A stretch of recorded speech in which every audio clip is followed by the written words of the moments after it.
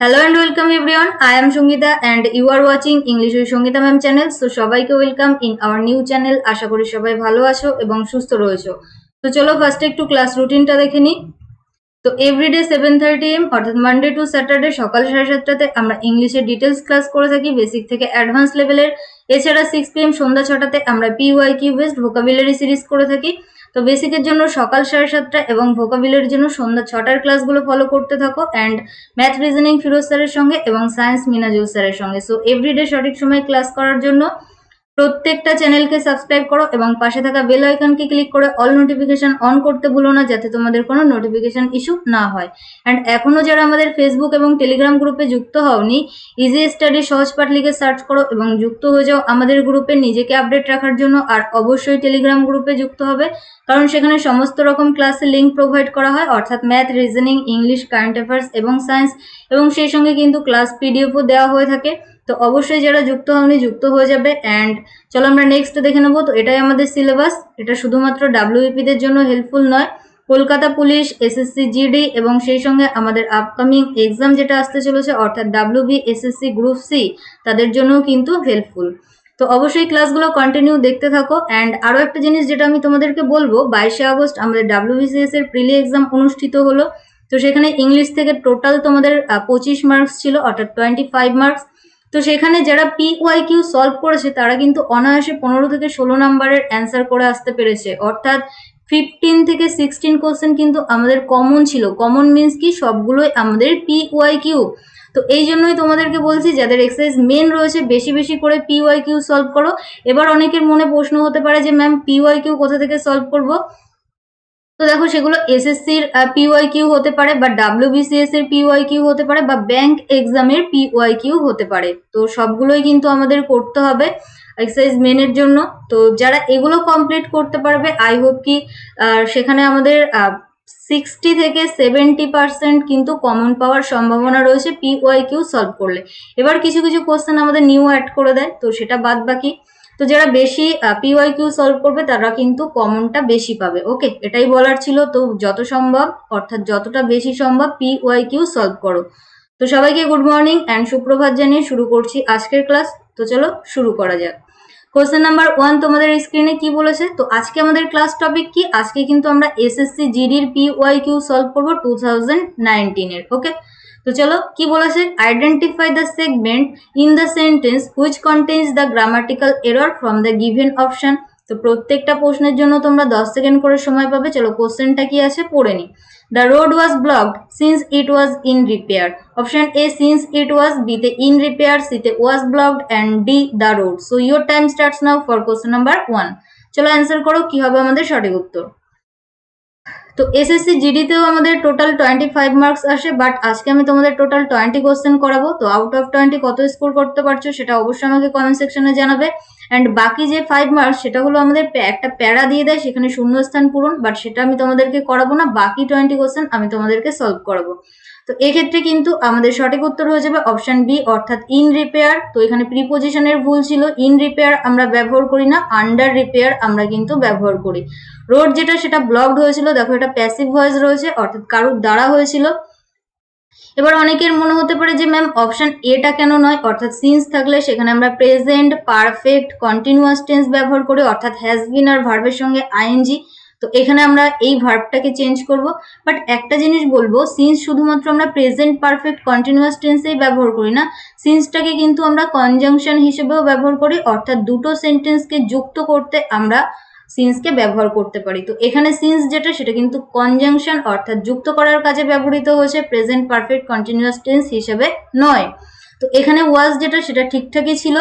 ভুল যেটা ছিল সেটা হলো প্রিপোজিশনের, অর্থাৎ ইন রিপেয়ার আমরা কখনোই ব্যবহার করি না, আমরা কিন্তু আন্ডার রিপেয়ার ব্যবহার করে থাকি। চলো নেক্সট কোশ্চেন, কোশ্চেন নাম্বার 2 কি বলেছে, select the most appropriate synonym of the given word, অর্থাৎ সিনোনিম আমাদেরকে খুঁজতে হবে। সরি, তো এখানে ওয়ার্ডটা কি দিয়েছে দেখো, ফোয়ার। অপশন এ কিচেন, বি তে বারান্দা, সি তে বেডরুম এন্ড ডি তে lobby. So your time starts now for question number 2। কি হবে আমাদের সঠিক উত্তর, সেম মিনিং অর্থাৎ সিনোনিম। ফোয়ার কথার অর্থ কি, রান্নাঘর, বারান্দা, বেডরুম এন্ড ডি লবি। তো hair option D is our right answer. যারা অপশন ডি অ্যান্সার করলে তারা কিন্তু একদমই সঠিক। ফোয়ার কথার অর্থ হলো হলঘর। তো এখানে অপশন ডি হয়ে যাবে আমাদের সঠিক উত্তর। চলো next question number 3। Select the word which means the same as the group of words given, অর্থাৎ অনওয়ার্ড সাবস্টিটিউশন। কি বলেছে? A short speech at the end of a play, অর্থাৎ একটা ছোট্ট স্পিচ বা বক্তৃতা নাটকের শেষে, সেটাকে আমরা এক কথায় কি বলবো? অপশন এ ইউলজি, বিতে প্রোলগ, সিতে এপিলগ অ্যান্ড ডিতে chorus. So your time starts now for question number 3। কি হবে আমাদের সঠিক উত্তর কোশ্চেন নাম্বার 3 এর জন্য? Option A, B, C, D. তো এক্ষেত্রে যারা অপশন সি অ্যান্সার করছো তারা একদমই সঠিক, অর্থাৎ এপিলগ। এপিলগ কথার অর্থ হলো উপসংহার। চলো আমরা বাকি মিনিং গুলো একটু দেখে নেবো। ইউলজি, ইউলজি কথার অর্থ হলো কাউকে প্রশংসা করা।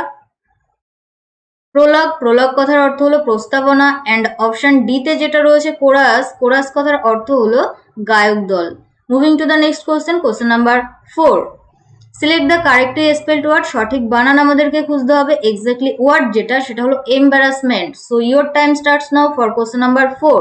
তো ডাব্লিউবিসিএস এ যে কারেক্টলি স্পেলড ওয়ার্ড এসেছিল সেটা কিন্তু পিওয়াইকিউ থেকেই দিয়েছিল, অর্থাৎ কোশ্চেনটা ছিল অ্যাকোমোডেশন, তাই না?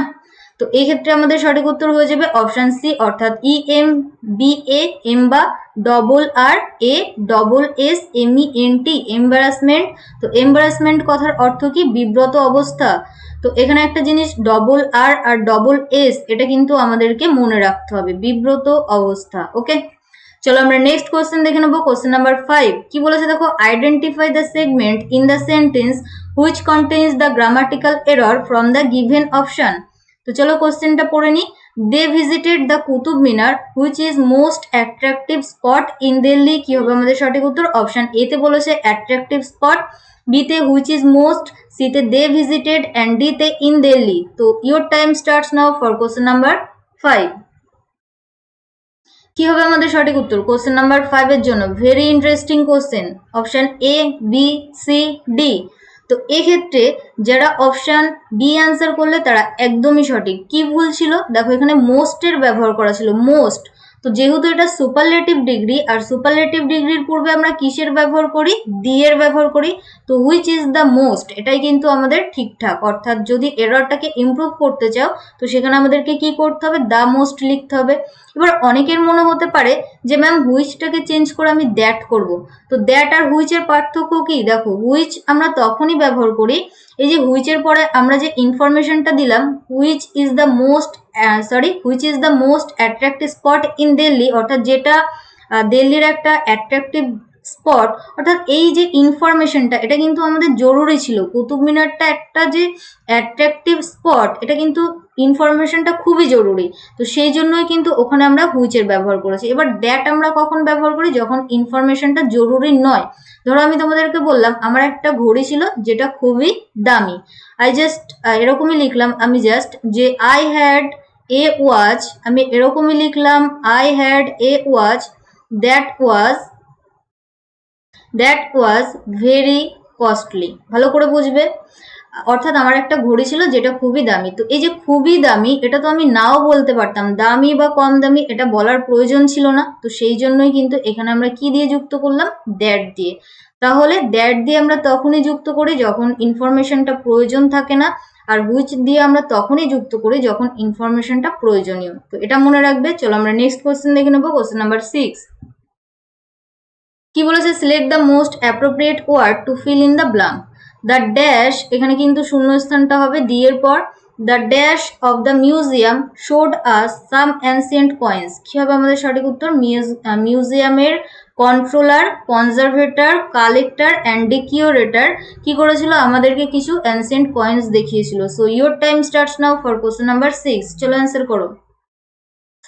Controller, conservator, collector and the curator. তো এখানে কিন্তু আমাদের সঠিক উত্তর হয়ে যাবে অপশন ডি। বি আর ডি এর কিন্তু সেম মিনিং। দেখো, কন্ট্রোলার মিনস যে নিয়ন্ত্রণ করে, কালেক্টর যে কোনো কিছু কালেক্ট করে। এবার কনজারভেটর কথার অর্থ বলতে পারো রক্ষক বা যে তত্ত্বাবধান করে কোনো কিছু, আর কিউরেটর কথার অর্থ হলো তত্ত্বাবধান করে, অর্থাৎ রক্ষক। তো মিউজিয়ামের যখন বলা হয়, অর্থাৎ মিউজিয়াম রিলেটেড তত্ত্বাবধানকারীকে যখন আমরা ইন্ডিকেট করি, তখন কিন্তু সেখানে আমরা কনজারভেটর নয়, সেখানে কিন্তু আমরা কিউরেটরের ব্যবহার করে থাকি। তো মিউজিয়াম থাকলে সেক্ষেত্রে রক্ষক বোঝাতে আমরা কিন্তু কিউরেটর এই ওয়ার্ডটাকে ব্যবহার করে থাকি, কনজারভেটর নয়। চলো নেক্সট কোশ্চেন নাম্বার 7 কি বলেছে, select the correctly spelled word. তো এক্স্যাক্টলি ওয়ার্ড যেটা সেটা হলো hierarchy. So your time starts now for question number 7। তো এক্সারসাইজ মেনের জন্য এটাই বলবো, বেশি বেশি করে PYQ সলভ করো, তাহলেই 60 থেকে 70 কোশ্চেন সলভ হয়ে যাবে, অর্থাৎ কমন পাওয়ার সম্ভাবনা রয়েছে 60 থেকে 70 এক্সারসাইজ মেনের জন্য। তো এখানে আমাদের সঠিক উত্তর হয়ে যাবে অপশন সি, অর্থাৎ HIERARCHY, হায়ারার্কি। হায়ারার্কি কথার অর্থ হলো যাজকতন্ত্র। আর যারা এখনো দেখোনি যে WBCS এক্সামে কিরকম টাইপসের কোশ্চেন এসেছিল অর্থাৎ ইংলিশ থেকে, তাদের জন্য আমি লিঙ্কটা কিন্তু এই ভিডিওর ডেসক্রিপশন বক্সে দিয়ে দেবো। যারা এখনো ওয়াচ করনি তারা কিন্তু দেখে নেবে। চলো নেক্সট কোশ্চেন নাম্বার 8। তো একটা সেন্টেন্স দিয়েছে, কোন পার্টে এরর রয়েছে সেটা আমাদেরকে খুঁজতে হবে, আর যদি মনে হয় এরর নেই তাহলে আমাদের অ্যান্সার নো ইমপ্রুভমেন্ট। চলো কোশ্চেনটা পড়ে নিই। The movie Uri tells the story of a surgical strike by the Indian Army towards militants in POK. POK কথার অর্থ হলো পাকিস্তান অকুপাইড কাশ্মীর। তো অপশন এ তে বলেছে for মিলিটেন্টস in POK, no improvement, against militants in POK, and D over militants at POK. তো কি হবে আমাদের সঠিক উত্তর কোশ্চেন নাম্বার 8 এর জন্য? চলো অ্যান্সার করো। কোশ্চেন নাম্বার 8 এর জন্য আমাদের সঠিক উত্তর কি হবে? কোন পার্টটাকে আমরা এরর হিসেবে নেব, বা কোন পার্টটাকে কি বলেছে, select the most appropriate option to substitute underline. তো এই পার্টটাকে আমি আন্ডারলাইন করে দিলাম কোশ্চেন নাম্বার 8 এর জন্য, অর্থাৎ এই পার্টটাকে কিন্তু আমাদেরকে ইমপ্রুভ করতে হবে, টুয়ার্ডস মিলিটেন্টস ইন POK। তো এখানে ফর মিলিটেন্টস আমরা ব্যবহার করব না, নো ইমপ্রুভমেন্টও নয়, ওভার মিলিটেন্টসও নয়, এখানে হয়ে যাবে এগেইনস্ট মিলিটেন্টস ইন POK। টুয়ার্ডস নয়, এখানে যে প্রিপোজিশনটা সেটা কিন্তু কি হয়ে যাবে, এগেইনস্ট। অ্যাকচুয়ালি প্রিপোজিশন নয়, দেখো এখানে কি বলেছে, মিলিটেন্টসদের অর্থাৎ POK মিলিটেন্টসদের বিরুদ্ধে, তাই না? তো বিরুদ্ধে বোঝাতে আমরা এগেইনস্ট ব্যবহার করি, টুয়ার্ডস নয়, বা ওভার নয়, বা ফর নয়। চলো নেক্সট কোশ্চেন নাম্বার 9 কি বলেছে, ফিল ইন দ্য ব্ল্যাঙ্ক অর্থাৎ শূন্যস্থান পূরণ। Dash dot you such lessons as this. কি হবে আমাদের সঠিক উত্তর? হোয়াট, হুইচ, হোম, হু, অর্থাৎ শূন্যস্থান পূরণ। So your time starts now for question number 9। Very easy question. চলো অ্যান্সার করো। Dash dot you such lessons as this. তো এখানে আমাদের সঠিক উত্তর হয়ে যাবে হু, অর্থাৎ কে তোমাকে শিখিয়েছে এরকম ধরনের অর্থাৎ এই টাইপের লেসন্স। তো এখানে আমাদের একটা সাবজেক্টের প্রয়োজন ছিল, তাই না? এটা হলো আমাদের ভার্ব, এটা হলো আমাদের অবজেক্ট। তো সাবজেক্ট হিসেবে আমরা হু এর ব্যবহার করি, অবজেক্ট হিসেবে আমরা হুম এর ব্যবহার করি। So here option D is our right answer. Next question 10। তো আরো একটা শূন্যস্থান পূরণ। They showed her the greatest dash. কি হবে আমাদের সঠিক উত্তর? Praise, tribute, honour and D respect. তারা তাকে দেখিয়েছিল গ্রেটেস্ট কি হবে? চলো অ্যান্সার করো question number 10। Praise, tribute, honour and D respect.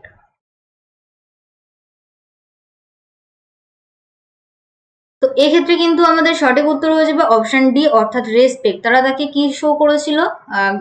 Greatest respect. তো অনেকের মনে হতে পারে রেসপেক্ট কথার অর্থ হলো সম্মান। ম্যাম অপশন সিতে যেটা রয়েছে অনার, অনার কথার অর্থ হলো সম্মান।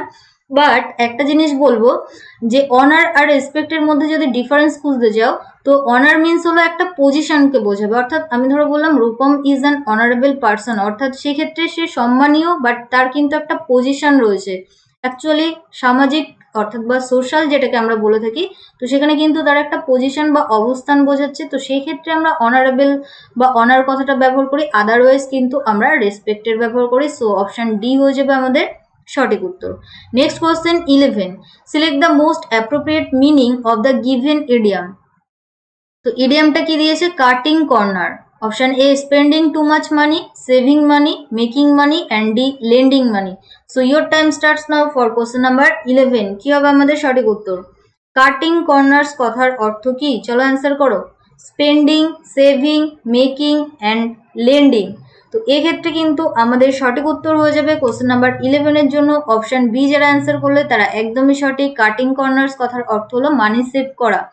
স্পেন্ড নয়, মেকিং নয়, লেন্ড কথার অর্থ হলো ঋণ দান করা, কাউকে ঋণ দেওয়া।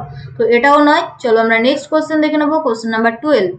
The questions are so simple that a child can understand it.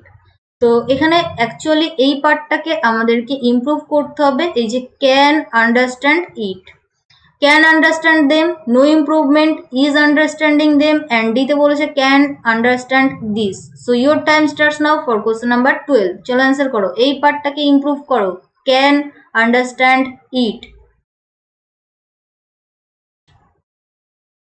তো এক্ষেত্রে কিন্তু আমাদের সঠিক উত্তর হয়ে যাবে অপশন এ, অর্থাৎ can understand them.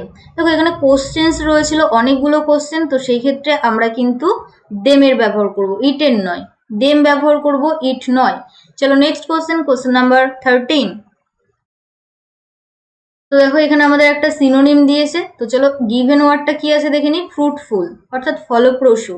Option A useless, বিতে বলেছে প্রোডাক্টিভ, সিতে ব্যারেন, অ্যান্ড ডিতে juicy. So your time starts now for question number 13।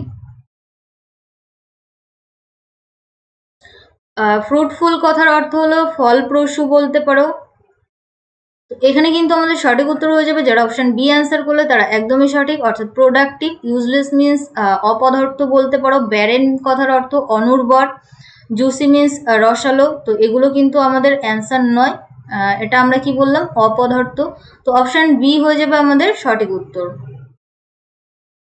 চলো নেক্সট কোশ্চেন নাম্বার 14। তো একটা অ্যান্টোনিম দিয়েছে, অর্থাৎ বিপরীত শব্দ, ওয়ার্ডটা দিয়েছে লেনিয়েন্ট। তো লেনিয়েন্ট কথার অর্থ কি? অপশন এতে বলেছে এটার বিপরীত খুঁজতে হবে, সেম মিনিং নয়। অপশন এতে বলেছে জেনারাস, বিতে হেল্পফুল, সিতে স্ট্রিক্ট, অ্যান্ড ডিতে defensive. So your time starts now for question number 14। চলো অ্যান্সার করো, কি হবে আমাদের সঠিক উত্তর। তো লেনিয়েন্ট কথার অর্থ হলো যে তো চলো অ্যান্সার করো তারপরে বলবো। লেনিয়েন্ট কথার অর্থ হলো কোমল বা নরম। তো সেক্ষেত্রে আমাদের সঠিক উত্তর হয়ে যাবে অপশন সি, স্ট্রিক্ট অর্থাৎ কঠোর। জেনারাস মিন্স উদার বলতে পারো, হেল্পফুল যে হেল্প করে, সাহায্য করে। ডিফেন্সিভ কথার অর্থ কি, এটা তোমরা হোমওয়ার্ক হিসেবে আমাকে কমেন্ট সেকশনে কমেন্ট করে জানাবে, হোমওয়ার্ক নাম্বার 1। চলো next question 15। She complained about her weak eyes and lamented about the necessity from spectacles। অর্থাৎ spectacles means হলো চশমা, আর যখনই তুমি এসটাকে রিমুভ করবে সেটা কিন্তু দৃশ্য হয়ে যাবে, অর্থাৎ সাইড। স্পেকটেকল কথার অর্থ হলো দৃশ্য, আর স্পেকটেকলস কথার অর্থ হলো চশমা। তো কোন পার্টে ভুল রয়েছে? ল্যামেন্টেড about, from spectacles, she complained, and ডিতে বলেছে her weak eye। so your time starts now for question number 15। চলো অ্যান্সার করো, কি হবে আমাদের সঠিক উত্তর 15 এর জন্য।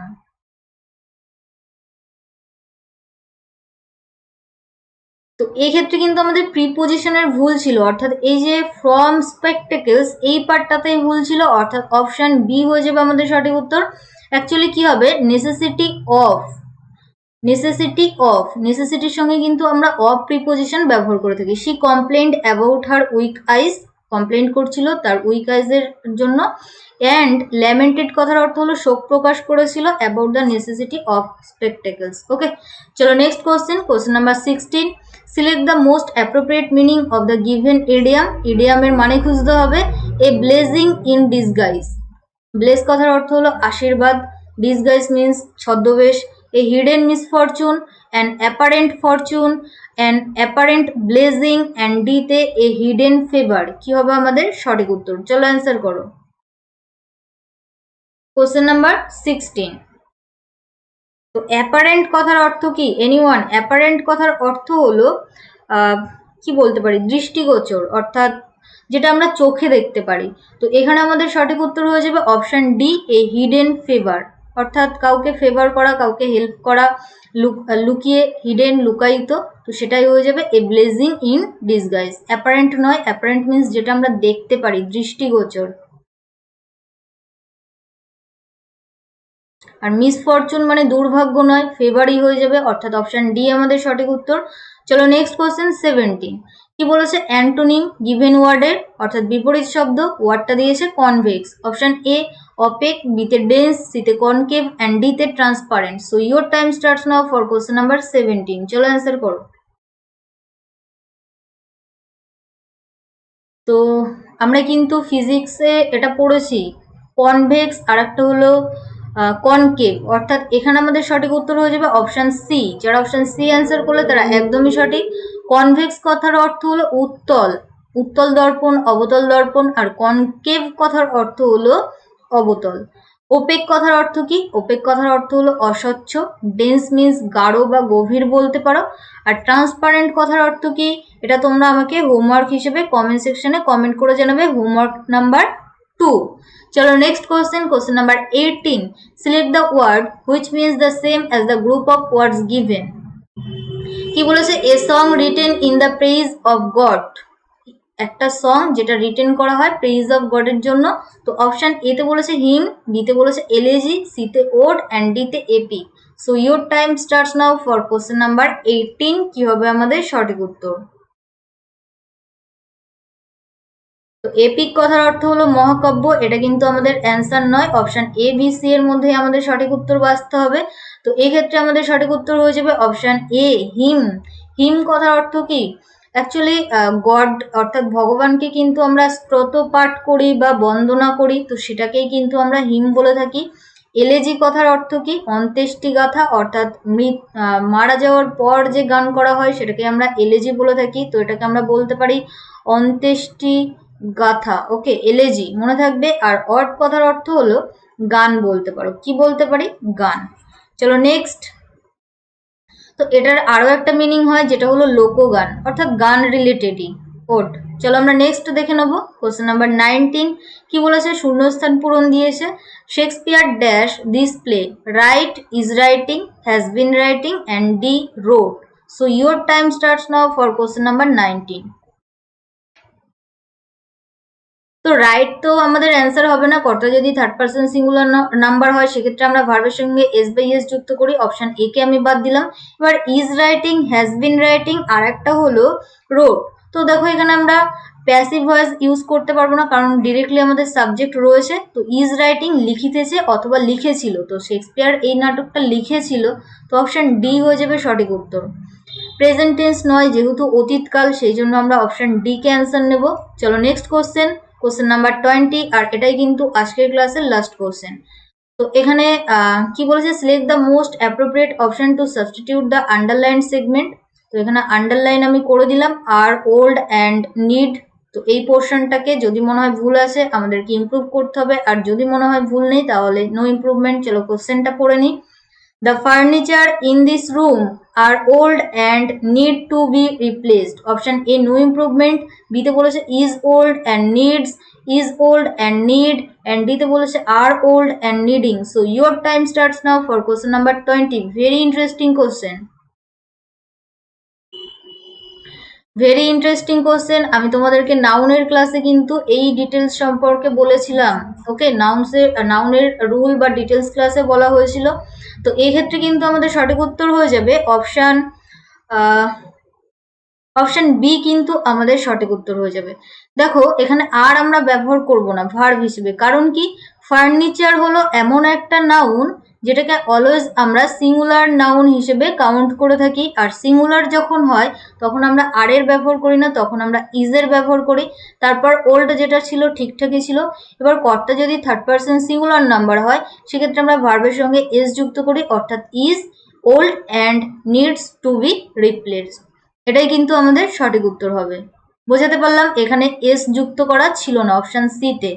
তো ফার্নিচার, ইনফরমেশন, প্রমিস, ওয়ার্ড, তো এগুলোকে কিন্তু আমরা সিঙ্গুলার নাউন হিসেবেই কাউন্ট করে থাকি, অর্থাৎ সিঙ্গুলার নাউন হিসেবেই ব্যবহার করে থাকি।